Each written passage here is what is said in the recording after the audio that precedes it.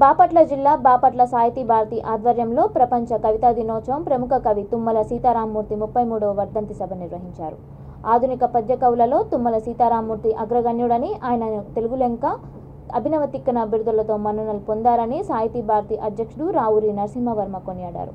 Freedom fighters memorial dispensary వ్యవస్థాపక అధ్యక్షుడు, ప్రజా కవి, వైద్య విద్వాన్ డాక్టర్ ఎస్ శ్రీనివాస్ మాట్లాడుతూ తుమ్మల గాంధేయవాది, జాతీయోద్యమ కవి అని అన్నారు.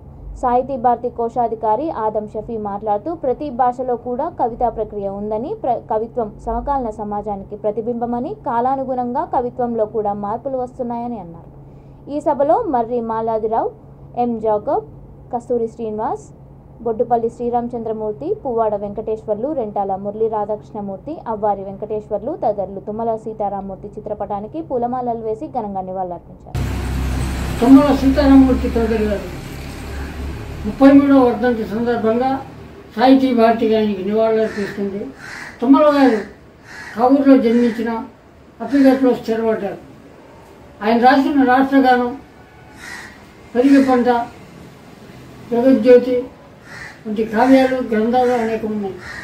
మహాత్ముని ఆస్థాన కవిగా ప్రసిద్ధికెక్కిన తుమ్మల గారు తెలుగులెంకగా ప్రసిద్ధికెక్కారు. అభినవ తిక్కన వంటి బిరుదులు పొంది అద్భుతమైన రచనలు చేసి ప్రజల్ని మెప్పించారు. తుమ్మల సీతారామమూర్తి చౌదరి గారు జాతీయ కవిగా ఆ రోజుల్లో ప్రసిద్ధిగాంచారు. మహాత్మా గాంధీ ఆస్థాన పండితులుగా వారు గొప్ప విశేషమైన కృషి చేయడం జరిగింది.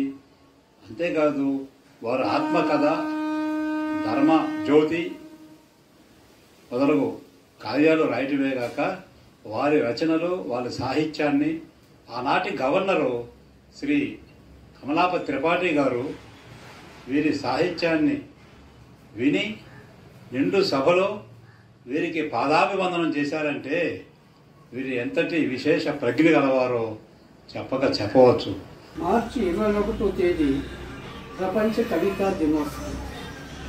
శ్రీశ్రీ గారు ఒక మాట అన్నారు, ప్రపంచం ఒక పద్మవ్యూహం, కవిత్వం ఒక తీరని దాహం అంటారు. కవిత్వం అనేది ప్రపంచంలోని అన్ని భాషల్లో కూడా ఈ వివిధ విధాలైన కవితా రీతులు అనేవి నేటికి కూడా మనగలుగుతూ ఉన్నాయి. వివిధ విధాలుగా కాలం మారే కొద్దీ కవిత్వం కూడా మారుతూ వచ్చింది.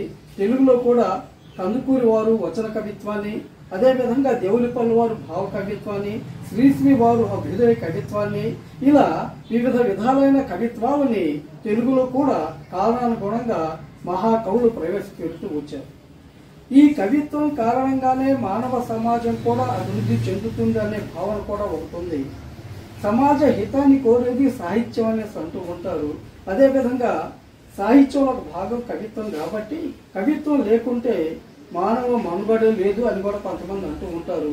అటువంటి మహోన్నతమైన ఈ కవితా దినోత్సవాన్ని సాహితీ భారతి నిర్వహించుకుంటుంది.